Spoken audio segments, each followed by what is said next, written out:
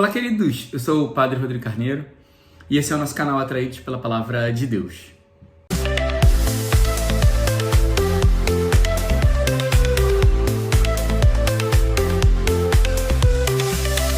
Bem, então sejam muito bem-vindos ao nosso canal, seja muito bem-vindo você que está chegando a primeira vez, seja muito bem-vindo você que já é um atraído pela Palavra de Deus, seja muito bem-vindo.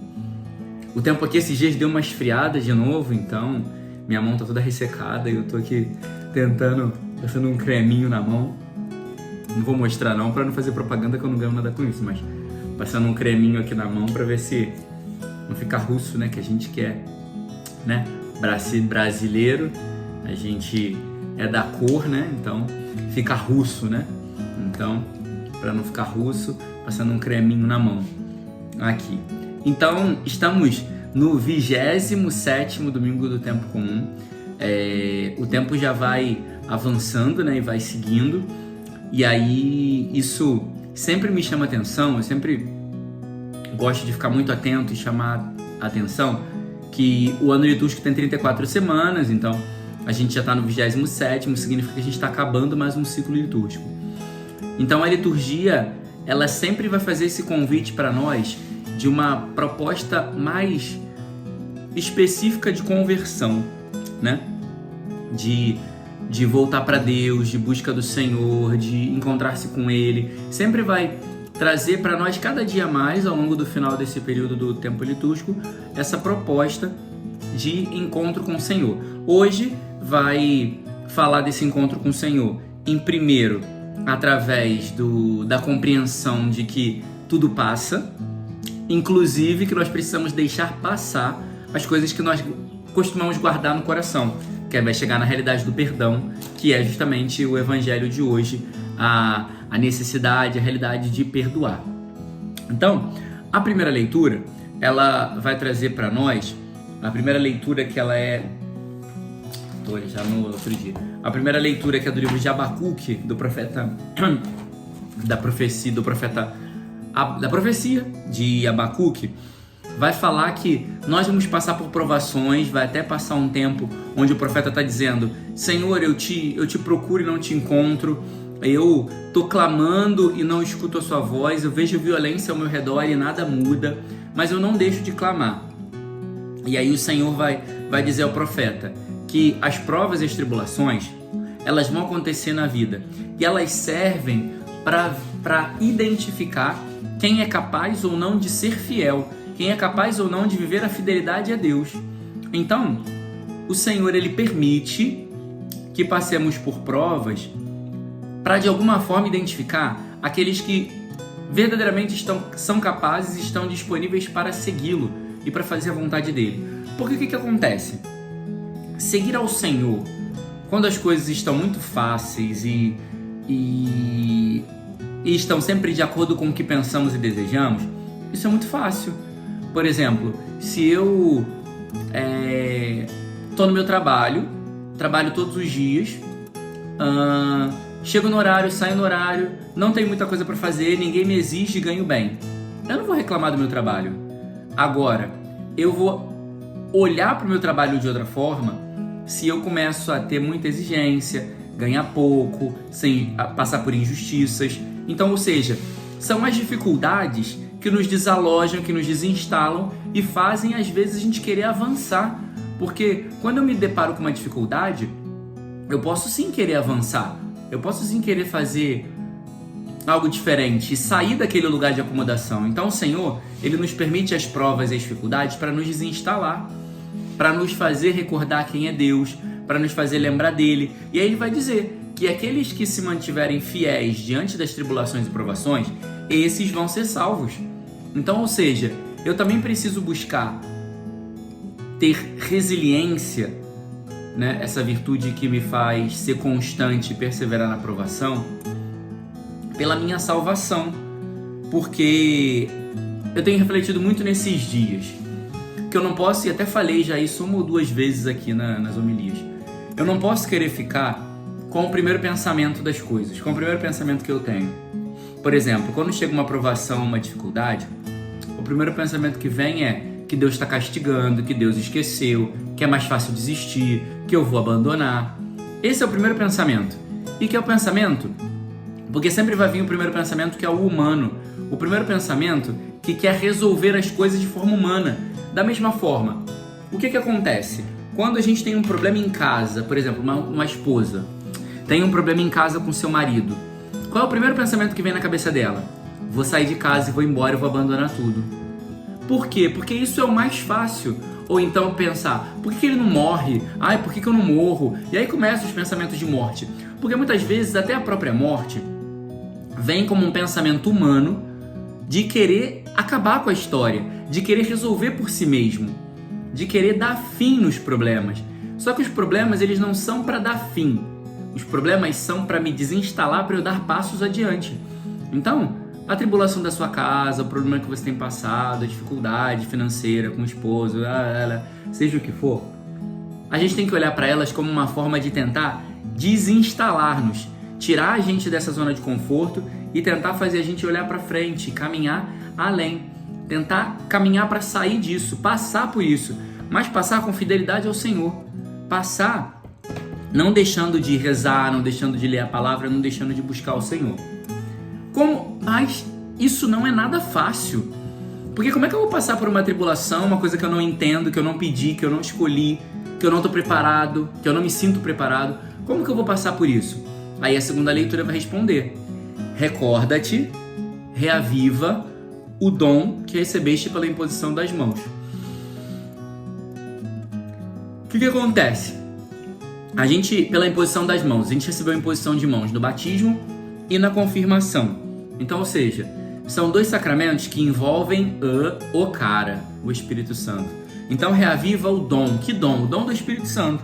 E aí, São Paulo vai citar, na segunda leitura a Timóteo, 3 dessas graças que Deus dá como dom do Espírito para a gente usar. A primeira delas é a fortaleza. Fortaleza é justamente essa resiliência, essa força para avançar, essa força para ir em frente, essa força para continuar. E que é totalmente diferente e oposta da preguiça. A preguiça que me faz ficar parado, prostrado, querer desanimar, não querer fazer, querer me encostar. Então eu preciso entender e reavivar em mim, pedir ao Senhor todos os dias, ao Espírito Santo, que reavive em mim o dom da fortaleza, para que eu vença a preguiça que quer me paralisar, para que eu vença a preguiça que quer me parar, para que eu vença a preguiça que não quer me deixar caminhar, para que eu vença a preguiça que está fazendo ser difícil avançar um pouco mais, para que eu vença esses movimentos primeiros que o meu coração quer fazer. São Paulo vai falar também sobre a sobriedade que é sinônimo de humildade. Humildade é reconhecer que nada sou, nada posso, nada tenho, tá? Humildade é isso, é reconhecer nada sou, nada posso, nada tenho, mas Deus é, porque Ele disse eu sou, Ele tudo pode e Ele tem todas as graças para me dar. Por isso que Ele é o pastor que me conduz e não me deixa faltar coisa alguma, porque Ele tudo tem. Ele tem todas as graças para me dar, Ele tem todo o sustento, Ele tem toda a força que eu preciso, Ele tem tudo que eu necessito para que eu possa avançar. Então a humildade é reconhecer que eu nada sou, nada tenho e nada posso, mas Deus é em mim, Deus pode em mim e Deus tem tudo para mim. Então é assim que a gente vai caminhar, não deixando então se levar pelo orgulho, que é se encher de si mesmo e achar que eu posso fazer, que eu posso resolver, que eu sou bom, que eu me basto. Então, a virtude, né, essa graça do Espírito Santo da sobriedade ou da humildade nos ajuda a vencer o orgulho. E também, Nosso Senhor ainda não, Nosso Senhor no Evangelho. São Paulo vai falar também sobre o amor, esse dom do Espírito que precisa reavivar em nós o amor que vai chegar no perdão do Evangelho. Mas aqui também, ele quer falar desse amor que é sacrifício, esse amor que é oferta de vida, que leva a se dar, a se entregar, a se oferecer, a se colocar à disposição. Isso é que ele também quer trazer para nós como esse elemento. Então, nós precisamos também pedir para que nosso Senhor inflame, incendeie, reavive o nosso coração com o amor que leva a perdoar, o amor que leva a sacrificar-se pelo outro, o amor que leva à doação e à entrega de vida, o amor que faz não desistir da cruz e avançar. E ele vai dizer também que a gente precisa tomar cuidado para não ter vergonha de Deus. Muitas vezes a gente tem vergonha de Deus. A gente não quer, tem vergonha de falar de Deus no trabalho, tem vergonha de falar de Deus na escola, tem vergonha de falar de Deus para os vizinhos, tem vergonha de falar de Deus até mesmo em casa. A gente não tem divulgado a mensagem do Evangelho muitas vezes em casa, porque a gente fica com vergonha, a gente fica tímido. A gente não partilha em casa, por exemplo, nossa, eu estava rezando e Deus falou isso assim, assim no meu coração. Nossa, eu estava rezando e Deus me deu essa direção. A gente não chega perto das pessoas em casa para dizer, eu estava rezando e Deus me falou, pediu para te dizer isso. Nossa, vamos rezar junto. Olha, eu queria ler esse texto da palavra de Deus com você. Eu queria te dar essa palavra nesse dia de hoje. A gente não tem feito isso porque a gente tem ficado com vergonha.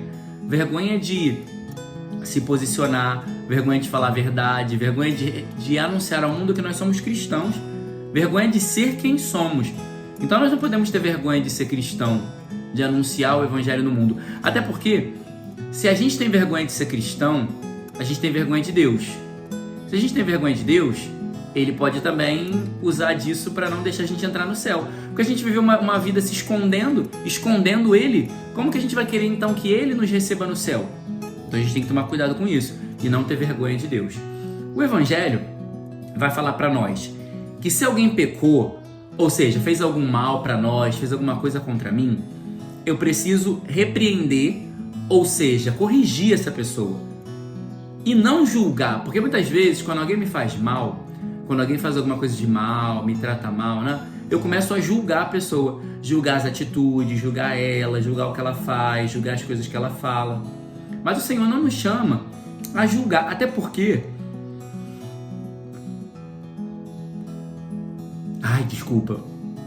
Até porque só Ele é o juiz.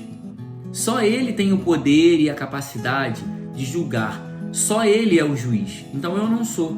Então eu posso corrigir e repreender. E depois de corrigir e repreender, porque quando eu corrijo, vamos entender uma coisa.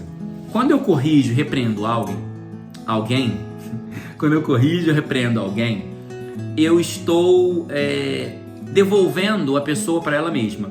Ou seja, eu estou lançando para ela uma oportunidade de melhorar, tá? Então, quando eu repreendo ou corrijo alguém, isso também não significa que a pessoa vai aceitar aquela correção, que a pessoa vai aceitar aquela repreensão e vai mudar. Mas eu estou dando a ela a oportunidade de mudar. E o que eu tenho que fazer também? Eu preciso me dar uma oportunidade de mudar. Qual é a oportunidade que eu tenho? Buscando perdoar. Buscando reconciliar-me com a pessoa. E o texto vai dizer, se ela fizer isso 7 vezes, 7 vezes é o número da perfeição, é o número que vai levar para o sempre, né? Então, quantas vezes eu tenho que perdoar? É sempre. Então, sempre eu tenho que trabalhar o perdão. Por que acontece? O perdão é uma escravidão, porque significa que eu estou aprisionando alguém. Porque a pessoa que eu tenho que perdoar, ela está vivendo a vida dela, está livre, de repente até esqueceu de mim. Mas eu estou vivendo ali amargurado, triste, revoltado, rebelde. Então o perdão é muito mais uma graça para mim do que para o outro. O perdão é uma graça pessoal, entende? Eu não preciso perdoar alguém pela pessoa, mas eu tenho que perdoar por mim, para que eu fique livre, para que o meu coração não carregue nada, para que o meu coração esteja liberto, para que o meu coração esteja com espaço livre para o Senhor. Porque se eu estou sem perdoar alguém, eu estou aprisionando alguém que está ocupando espaço no meu coração. Então eu preciso fazer isso. E quais são os passos? Porque perdoar também não significa voltar a fazer tudo como era, não significa voltar atrás, não significa retroceder. Perdoar não significa nem deixar com que a pessoa faça de novo. Porque eu posso perdoar, mas não querer estar perto daquela pessoa para não deixar com que ela faça de novo comigo. Isso também é perdão. Perdoar também não é esquecer. Perdoar é reconciliar-se com o que está dentro de você. É libertar-se. E aí, a gente precisa entender que para perdoar, eu preciso... Como é que eu vou sabendo se eu estou num caminho de perdão? Quando eu começo a conseguir rezar pela pessoa, quando eu começo a conseguir não falar mal dela, quando eu falo daquela pessoa, eu não sinto calafrios, arrepios ou meu coração dói. Eu consigo, se ela precisar, ajudar ela no que ela necessite. isso são os passos de que o perdão está começando a acontecer em mim. Porque se eu não perdoei, eu não consigo rezar pela pessoa. Se eu não perdoei, eu vou falar mal dela e eu vou buscar oportunidades para falar mal dela. E se eu não perdoei, eu não vou conseguir ajudar ela se ela necessitar. Na verdade, eu vou querer que ela passe dificuldade para eu celebrar e comemorar. Então eu tenho que começar esse movimento, esse trabalho do perdão.